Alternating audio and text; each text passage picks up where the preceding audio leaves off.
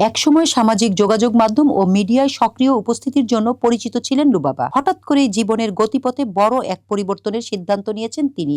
মিডিয়ার জগৎ থেকে সরে এসে পুরো কোরআন শরীফ খতম সম্পূর্ণ করেছেন লুবাবা। একই সঙ্গে তিনি নিয়মিত নেকাব পরা শুরু করেছেন বলে জানা গেছে। আমি অ্যাজ এ মুসলিম আমার যে সম্মানটা রাখা উচিত আর আমাদের টিচিংস অফ ইসলাম যেসব টিচিং ছিল সেটা আমাকে ফলো করতে হবে। তো তখন থেকে আমি ডিসিশন নিলাম যে আমি একদম স্ট্রিক্টলি ফলো করব। ঘনিষ্ঠ সূত্রে জানা যায়, আত্মশুদ্ধি ও ধর্মীয় অনুশীলনের প্রতি আগ্রহ থেকেই এই সিদ্ধান্ত নিয়েছেন লুবাবা। সম্প্রতি কোরআন খতম শেষে আল্লাহর সন্তুষ্টির পথে নিজেকে পরিচালিত করার অঙ্গীকার করেন। এই সিদ্ধান্তের অংশ হিসেবে তিনি মিডিয়া ও সোশ্যাল প্ল্যাটফর্ম থেকে নিজেকে গুটিয়ে নিয়েছেন।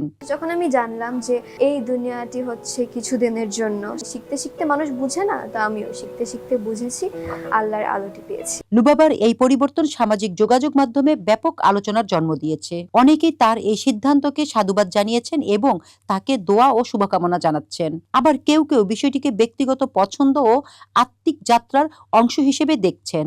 পরিবারের পক্ষ থেকে জানানো হয়েছে, লুবাবা বর্তমানে ধর্মীয় শিক্ষা ও আত্ম উন্নয়নে মনোযোগী। তিনি চান জীবনের প্রতিটি ক্ষেত্রে ইসলামের আদর্শ মেনে চলতে। বিশ্লেষকদের মতে, বর্তমান সময়ের মিডিয়া ও খ্যাতির ঝলক ছেড়ে এই ধরনের আত্মিক পরিবর্তন তরুণ সমাজের জন্য একটি ভিন্ন বার্তা দেয়, যেখানে আত্মশুদ্ধি, বিশ্বাস ও ব্যক্তিগত সিদ্ধান্তকে গুরুত্ব দেওয়া হয়।